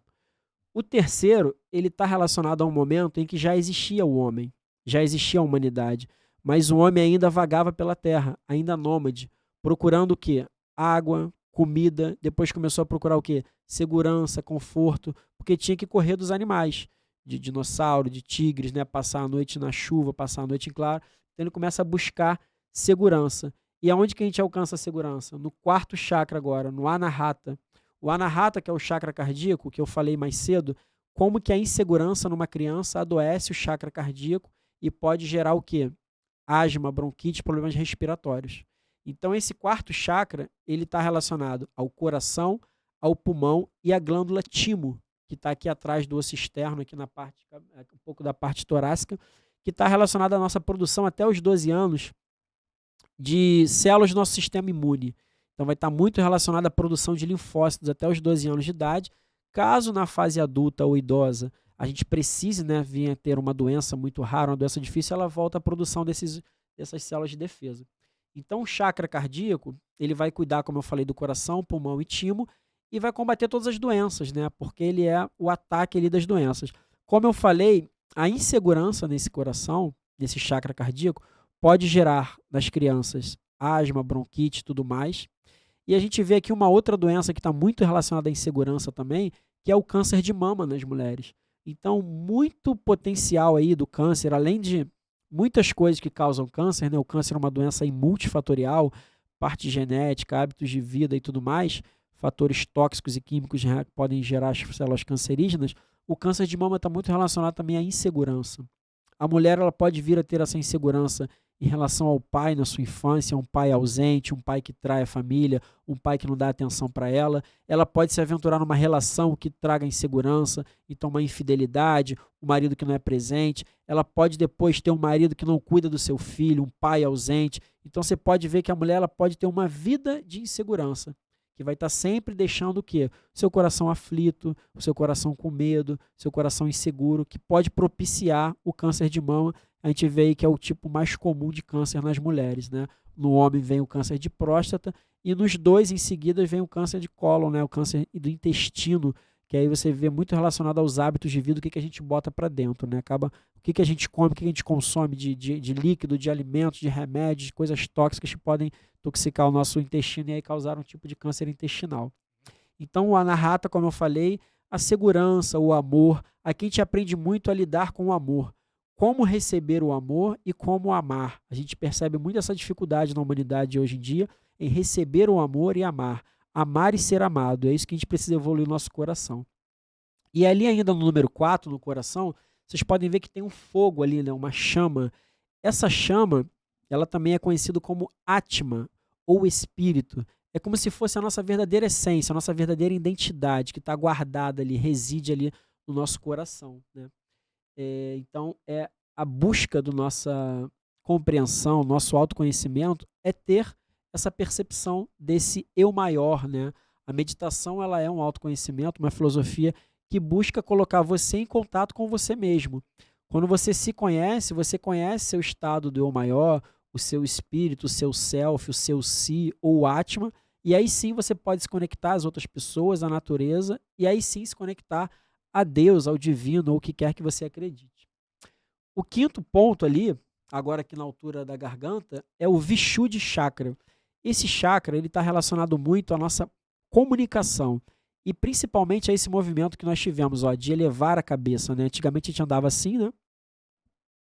E nós elevamos a cabeça. Quando eu olho para frente, eu vejo o meu semelhante, eu reconheço você, eu me torno coletivo, né? Do que andar, imagina, 4 patas olhando para baixo. Então a gente vê o outro, a gente começa a perceber, quando a gente era nômade, começou a morar nas casas, nas árvores, nas cavernas, a gente começou a desenvolver o nosso próprio núcleo. Mas quando a gente se torna coletivo no Vishuddhi Chakra, a gente começa a perceber o quê? Eu moro aqui no Brasil, na América, mas existe o povo chinês, existe o povo africano, existe o povo europeu, existe o americano lá da América do Norte, o canadense, o australiano. Então eu me torno um ser coletivo. Eu percebo o quê? Que existem outras tribos, existem outras línguas, existem outras cores. E esse ainda seja um ponto muito importante que a humanidade ainda não compreendeu, né? A gente percebe ainda o racismo, as pessoas, uma nação se achando melhor que a outra, a divisão de fronteiras, divisão de moeda, divisão de línguas, divisão de cultura, quando na verdade somos todos seres humanos com suas peculiaridades, culturas e costumes, né, diferentes de cada região. Até porque tem região que é quente, tem região que é fria, tem região que é assim, que é assado, né? Toda a fauna e flora, toda a localização, toda a geopolítica interfere na cultura, nos costumes de cada nação, mas somos todos seres humanos no planeta Terra. Esse chakra nos dá muito essa consciência de coletividade, diplomacia, de entender o outro, né? E no nosso sistema físico, né, o nosso corpo, ele está relacionado aos 5 sentidos. Então aqui a visão, o olfato, o paladar, o tato e a audição. Quando a gente medita e tem esse chakra bem aflorado, nossos sentidos estão muito bem aguçados. E com a meditação profunda, nós conseguimos ter um 6º sentido, que todo mundo tem, algumas pessoas mais e outras menos. Aquele 6º sentido de consciência, pensei em alguém, alguém me ligou. Entrei num lugar, não estou sentindo esse lugar legal, está uma vibração pesada aqui, não estou me sentindo bem, quero ir embora. Ou você chega num lugar, nossa, que lugar legal, vibração boa, as pessoas alegres, que lugar bonito, então você se sente bem. Isso é o quê? Isso é o seu 6º sentido, é um sentido vibratório. Tudo no universo tem uma vibração, positiva, negativa ou neutra, e você interage com isso. Então você meditando, você consegue desenvolver mais essa parte vibratória, e você consegue perceber em você, nas suas mãos, o que está em desequilíbrio. Vocês podem ver na figura, cada chakra tem uma cor, um número, e nas nossas mãos existem os chakras, o número e a cor dele. eu meditando, por isso que eu falo para gente meditar com as mãos assim, por quê? Porque eu consigo, ao meditar, perceber que chakra, que dedinho, que região do meu corpo está precisando de equilíbrio, está precisando ser cuidada. Então, ao meditar, a gente pode sentir uma pontada, pode sentir uma fisgada, pode sentir um calor, pode sentir um frescor, sentir alguma coisa. A gente pode sentir nas mãos, pode sentir no corpo, na região do chakra. Se a gente sente na mão direita, o lado direito que está desequilibrado. Se a gente sente na mão esquerda, o lado esquerdo está desequilibrado. Se eu sinto nas duas, meu canal do meio que está desequilibrado. E aí você conhecendo os chakras, os dedos, a posição, você entende o que está acontecendo. Então, por exemplo, você pode pedir um prato de comida e na hora você sentir o dedo do meio apitando. Por quê? Porque aquela comida não está caindo bem. Aí depois de meia hora você pode vir a ter o quê? Uma azia, uma queimação, uma gastrite. Ou você pode muitas das vezes cortar um dedo cozinhando. Você pode sentir que todas as vezes que a gente se machuca, que a gente topa um dedo do pé ou corta um dedo, tudo que a gente faz é um desequilíbrio corporal. A medicina oriental chinesa diz até que quando uma criança leva o dedo na boca, a unha que ela está roendo, o dedo que ela está roendo, a criança está percebendo um desequilíbrio na família ou no lar. Então ela leva o dedo à boca que ela rói a unha, que é o desequilíbrio que ela está precisando. E adultos que continuam roendo unha, botando o dedo na boca, é porque ainda estão com esse desequilíbrio internamente. Então vocês veem aí que ciência magnífica, que é o próprio corpo humano. E, né, esse autoconhecimento, a gente conhecer o nosso corpo, conhecer as nossas mãos, conhecer nossos órgãos e principalmente conhecer os nossos chakras. Depois do 5 nós vamos para o sexto chakra, que é o Agnya Chakra.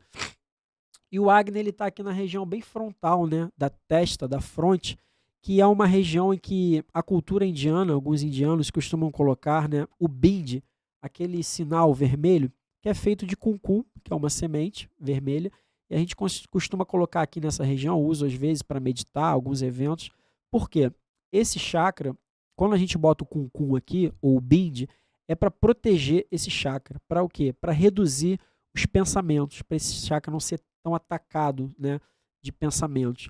Na cultura indiana, as mulheres que usam bindi também é para sinalizar que elas são casadas também, né, uma forma de aliança. Pode parecer muito estranho, mas vocês vejam que questão cultural.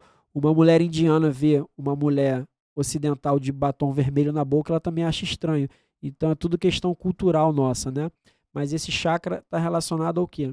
Ao pensamento, ao processo cognitivo, mental, como eu falei aqui, na região do córtex pré-frontal, por exemplo. Então esse chakra é o chakra que vai nos discernir de cessar os pensamentos, de escolher melhor os pensamentos, né? Somente quando a gente domesticar, adestrar e reduzir esses pensamentos aqui, que estão vindo o quê? Daqueles canais de energia, do direito e do esquerdo, o canal esquerdo está trazendo um monte de pensamento do passado. Ah, você não devia ter feito isso, aquele remorso, aquela culpa, aquela nostalgia, aquela emoção, aquela saudade, vem para te desequilibrar do passado. E vem o pensamento do futuro. Amanhã você tem que fazer isso, quando você sair daqui faz aquilo, quando acabar de ouvir esse podcast você tem que ir lá no mercado, enfim, milhões de coisas para o futuro. Esses pensamentos é que vão nos desequilibrar e nos trazer o impacto mental. Então a humanidade ela se encontra aqui agora, no nível mental, né? Que a pessoa até fala, estou por aqui, porque ela está no burnout, ela não aguenta mais de tanta informação, de tanto pensamento, de tanta pendência. Então quando a gente medita, a ideia é a gente abaixar esses canais, né? Abaixar, reduzir a atividade do canal direito e esquerdo, que são os pensamentos vindo do passado ou do futuro. Se o pensamento vem do passado ou do futuro, se o passado não existe e o futuro ainda não aconteceu, a yoga é justamente o momento presente, que é, na verdade, o único momento. O passado não existe, nós já vivemos ele e o que mais vale é trazer aprendizados. E o futuro é mera especulação, muita coisa pode acontecer. A gente pode se planejar, pensar no futuro, mas não viver no futuro, né? Então, esses pensamentos do passado e do futuro, eles não existem, eles são irreais. Então, a nossa mente ela tem que se colocar o quê? No momento presente, no momento atual para alcançarmos a yoga, meditação e tudo mais. Então, esse chakra ele trabalha justamente isso. Essa parte do processo mental, cognitivo, leitura e tudo mais, memória, sono. E após esse chakra, nós chegamos aqui ao último centro, né? Que é o sétimo chakra, o Sahasrara, que é onde está ali aquela idealização que eu falei da área límbica do cérebro, né? Aquele limbo, quando nós chegamos no momento ali de stand-by, de silêncio mental, de plenitude, que é para a gente ficar bem em silêncio e alcançar a meditação. Então, o Sahasrara, esse sétimo chakra, ele é representado ali como uma flor de lótus. Por quê? Porque é como se abrisse todos os chakras, né? Uma grande coroa, como se fosse uma coroa indígena, né? Um cocar, quando na verdade você traz todas as qualidades de todos os chakras que a gente conversou aí ao longo do corpo sutil. Então ele vai trazer as qualidades deles, vai equilibrar os órgãos, vai equilibrar os canais de energia e propiciar você a ter um momento de meditação, de yoga, que vai trazer o amor, a paz, a bem-aventurança, a plenitude, tudo aquilo que a gente busca quando a gente quer ter o autoconhecimento e esse contato com a yoga. Pode passar, produção?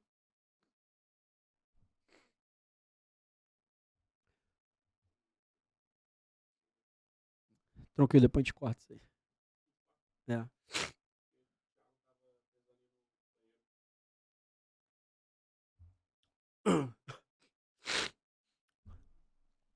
Vou falar um pouco dele aqui então, para aproveitar o tempo. É. Não, vamos lá, vamos tomar daqui já. Volta ali só para eu terminar ali então. Aí ele corta. Faz o corte aí e volta agora.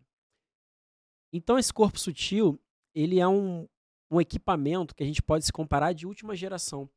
É como se a gente tivesse um notebook ali, um laptop, um computador de última geração, que com ele você pode fazer muita coisa. Mas sem internet você não consegue fazer muita coisa. Então imagine, esse corpo sutil, esses chakras, esses canais de energia, eles estão dentro de nós. Nós nos desenvolvemos, a evolução propiciou isso, nós nascemos com eles. E nós temos um potencial enorme se a gente ainda se conectar à energia maior, que é do planeta Terra, da Mãe Natureza, de Deus ou do Divino. Então é como se fosse um computador, uma máquina de última geração, mas que ainda está sem acesso à internet, né? Não está ligado aí ao Wi-Fi. A meditação é como se a gente fizesse esse processo de conectar nós mesmos ao todo, né? Ao divino e tudo mais. Pode passar? Então aqui para ilustrar a região do cérebro que a gente estava conversando, ó, vocês podem perceber ali, ó, que o cérebro ele parece uma luva de boxe, né? Um corte ali. E vocês veem que aquela região ali, ó, um L, é a área límbica, né? Que é justamente um limbo, uma lambida, que é onde a área que é mais estimulada quando a gente medita. Quando a gente fica em silêncio, é a área ali que é projetada para o quê? Para ter esse equilíbrio, né? Após o silêncio. Então essa área está relacionada ao quê? Ao hipocampo, ao giro do símbolo, giro parahipocampal, que tem relação com o quê? Com aquilo que a gente falou agora, aqui apresentando o corpo sutil, com a memória, com as atividades viscerais, que são os órgãos, o funcionamento pleno desses órgãos, os processos motivacionais, a motivação e a qualidade, aqueles sentimentos positivos de cada chakra, de cada ponto do nosso corpo, e principalmente comportamento emocional. Então, ali, para ilustrar a região do cérebro, que está relacionada a todas essas áreas e a todos esses benefícios aqui que eu falei, tenho falado aqui desde o início do programa, através da meditação. Pode passar? Aqui eu trouxe para ilustrar alguns momentos de meditação. Como eu falei, eu comecei a meditar em 2010, mesmo ano que eu comecei a medicina, né? Estava lá cursando meu primeiro ano de medicina há 13 anos atrás. Então comecei a estudar de fato medicina e meditação em 2010, há 13 anos atrás. Pratico meditação há 13 anos, mas confesso que eu só fui começar a meditar diariamente após uns 2 anos. Então tenham calma no processo, vá no seu tempo. Aqui eu trouxe algumas fotos para ilustrar. Aqui é a meditação na prática, né? A meditação aqui em clínicas da família. Eu trabalho em clínica da família, atualmente estou numa clínica em Santa Cruz e já estive em algumas outras regiões. Aqui, por exemplo, era a meditação que a gente fez lá na clínica Zilda Armes, no Complexo do Alemão. Convite aí um dia especial com o Dr. Humberto, que é meu parceiro aí no SUS, médico de família. Aqui no outro lado é uma clínica no Cantagalo, que a gente fazia meditação lá também terça de manhã. Lá tem um jardinzinho, uma horta bem legal. Então eram programas que a gente oferecia semanais, né? Aqui a meditação com crianças. Esse aqui a gente faz alguns eventos no Dia das Crianças, a gente vai a alguns colégios, né? Então esse aqui, por exemplo, foi um colégio lá na Rocinha, a gente já teve também colégio em São Gonçalo, outros lugares. Aqui uma meditação que a gente fazia lá na Universidade Unigra Rio, onde eu estudei, eu fazia meditação semanal lá. Aqui um outro momento com crianças também, ó, numa escola na Rocinha, outras as crianças lá numa escola em São Gonçalo, meditando. Aqui meditação com diferentes idades, né? Você vê que aqui é um grupo de meditação na praia do Leblon, após uma atividade física, então pessoas jovens, né, com vigor físico aí mais intenso, mas que meditaram após uma atividade física. E aqui ao lado vocês veem que é uma meditação com um grupo de idosos, né, pessoas idosas, nossa sala de meditação lá no Largo do Machado. Então vocês veem aí a diferentes idades e momentos da vida se praticar meditação, a importância, né? Aqui, crianças meditando, a gente fazia um encontro de meditação também na Praça Nossa Senhora da Paz, em Ipanema. Ali um evento de meditação lá em Cabo Frio, né, no Centro Cultural Caritas lá, que a gente faz meditação com dança, música e tudo mais. Aqui alguns momentos de meditação também na área militar, eu que fui médico da Marinha por 3 anos, então aqui eu palestrava lá para os veteranos da Marinha, na policlínica que eu trabalhava. Aqui um momento de meditação em meio a uma missão lá no centro-oeste do país, na fazenda do Exército. A gente ia lá na nossa tendinha lá do Hospital Campanha, a gente meditava também após o dia lá de experiências na missão. Aqui meditação na unidade de saúde mental da Marinha, então aqui meditando com os profissionais da saúde e até os próprios pacientes psiquiátricos que convivem, que vivem internados lá, né? De passar. E aqui para ilustrar nossas salas de meditação, para quem tiver interesse, né, nós temos salas de meditação no Largo do Machado, aqui no Rio de Janeiro, na Barra da Tijuca, que é onde é o meu consultório. Nós temos também em Icaraí e também em Cabo Frio. Então são as nossas salinhas aí de meditação. Para meditar você pode sentar no chão, você pode sentar na cadeira, né? Não necessariamente sentar no chão. Aqui para ilustrar um evento que a gente faz uma vez ao ano, né, o dia 21 de março, que é o Dia Mundial da Paz Interior. Então aqui foi uma meditação lá no Dia da Paz Interior no Complexo do Alemão, que a gente fez lá na Clínica Zilda Armes. Aqui o outro para ilustrar foi um dia que a gente fez de meditação no Corcovado, no Cristo Redentor. Aqui para ilustrar que a meditação, ela pode ser individual, né? Você vê aqui uma figura da pessoa meditando, né, ilustrando para brincar, né, numa meditação profunda, né? Por quê? Porque no seu íntimo, no seu interior, de forma individual, você pode alcançar a meditação profunda para se conhecer, né? Aquela meditação diária. Mas também é muito importante você ver a meditação coletiva, que é mais leve, né? Que é mais coletiva, que é mais espontânea, tá com outras pessoas lá. Isso também ajuda bastante. Aqui as referências biográficas que eu usei nessa apresentação, nesse estudo, já foram ilustradas em cada slide, mas quem tiver interesse pode entrar em contato com uma das referências. E aqui deixar um muito obrigado para vocês que ouviram esse podcast, esse programa. E aqui uma fala, né, de Shri Mataji, que é a fundadora dessa Raja Yoga, né, a mestre ou guru, ou a própria mãe, né, que a gente considera, que ela nos ensinou muito, deixou seu legado. Esse ano que ela está completando aí seu centenário, nos deixou em 2011, mas deixou muito conhecimento, tem muita palestra dela, muitos encontros que ela teve, lugares pelo mundo, e ela dizia isso, que a realização do si é o seu primeiro contato com a realidade, né? Então a yoga, a meditação, é um primeiro contato nosso com a realidade. Eu vou finalizar agora esse programa com uma meditação, como eu falei, esse programa em 3 partes, nós começamos uma breve meditação, conseguimos elucidar aqui um pouco os benefícios da meditação. E agora eu vou finalizar com uma meditação que a gente chama de a meditação da realização do si, que é aquela meditação que vai te conectar pela primeira vez. Você que está meditando pela primeira vez vai ter uma experiência mais profunda de meditação.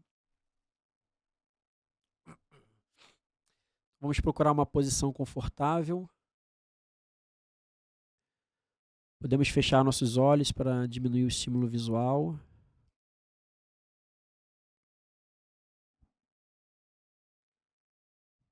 Vamos reduzindo o estímulo mental, depois de tanta informação, de tanta novidade, de tantas coisas novas, palavras novas, termos novos. O mais importante, além disso tudo, é de fato alcançarmos o silêncio. Ficarmos em silêncio, em paz e bem-aventurança. Então vamos colocar nosso coração, nossa atenção no coração, a mão direita no coração.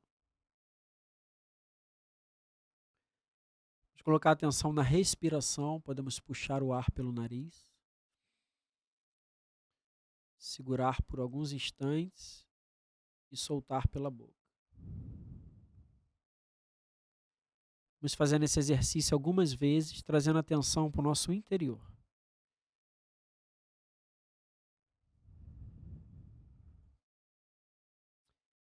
E aqui vamos fazer a mesma pergunta que fizemos no início desse programa. O que sou eu? Sou eu esse corpo? Sou eu essa mente? Sou eu esses pensamentos? O que sou eu? Podemos abaixar a mão aqui no lado esquerdo do abdômen, na altura do umbigo, da cicatriz umbilical. E aqui podemos nos perguntar: sou eu meu próprio mestre? Sou eu meu próprio guru? Sou eu meu próprio professor? Sou eu meu próprio médico? Podemos abaixar a mão direita mais um pouco.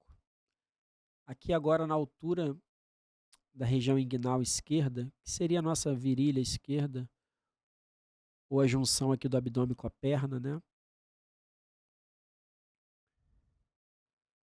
Podemos estar aqui na altura do osso sacro, onde conversamos, onde reside essa energia materna, essa energia feminina que é a Kundalini. E aqui de forma bem espontânea, leve, com entrega, podemos pedir a ela puro desejo, sinceridade e entrega. Mãe, por favor, desperte em mim o puro conhecimento. Por favor, desperte em mim o puro conhecimento. Por favor, desperte em mim o puro conhecimento. Todo o conhecimento do universo reside dentro de nós. Só precisamos acessar em silêncio. Podemos voltar ao ponto acima, na barriga aqui do lado esquerdo do abdômen, na altura da cicatriz umbilical. E agora, com o conhecimento despertado, nós podemos afirmar: eu sou meu próprio mestre. Eu sou meu próprio mestre. Não sou essas regras, não sou essas modas, não sou esse sistema. Eu sou meu próprio mestre. Podemos subir até o coração. Agora, com o conhecimento e a maestria despertada, nós podemos afirmar: eu sou o puro espírito. Não sou esse corpo, não sou essa mente, não sou esses pensamentos. Eu sou o puro espírito. Um puro espírito em evolução. Agora podemos elevar a mão direita aqui um pouco ao lado esquerdo do pescoço, inclinamos a cabeça um pouco para a direita e colocamos a mão esquerda aqui no pescoço, entre o pescoço e o ombro. E aqui nós podemos afirmar: eu não tenho culpa. Não tenho culpa de nada. Sou apenas um aprendiz. Eu não sou culpado. Eu não tenho culpa de nada. Vamos remover qualquer sentimento de culpa que nos limita muito em nossa ascensão. Em seguida, vamos levar a nossa mão à testa. Inclinamos a cabeça um pouquinho para frente, apoiada na mão. E aqui nós vamos perdoar. Eu perdoo, eu perdoo, eu perdoo. Eu perdoo a tudo e a todos, inclusive a mim mesmo. Eu perdoo, eu perdoo, eu perdoo. Sem pensar em nada nem ninguém específico. Vamos apenas perdoar.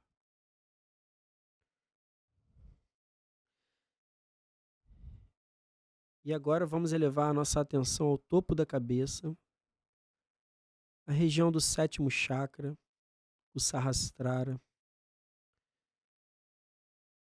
Atenção na nossa área límbica, massageando a moleira, a fontanela,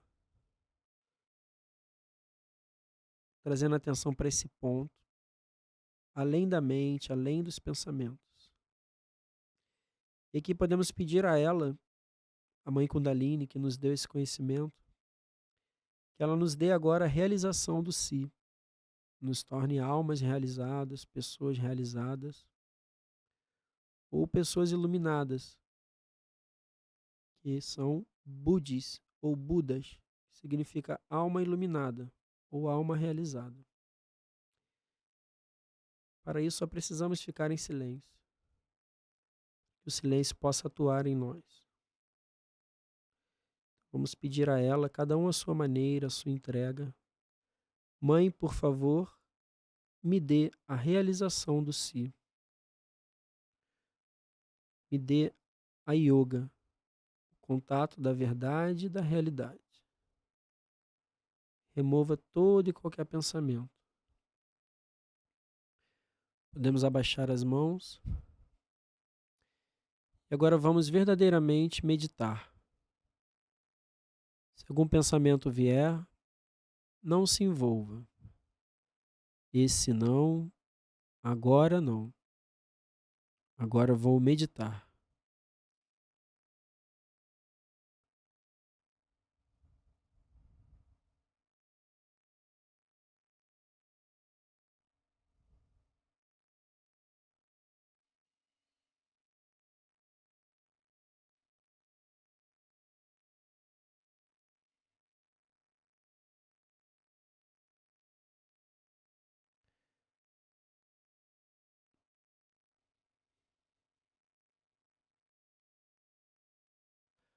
Aos que estão de fato meditando, vamos deixar uma edição nesse programa com uma música, uma raga de fundo, para que vocês possam meditar e desfrutar mais desse momento meditativo. Eu vou me despedindo por aqui.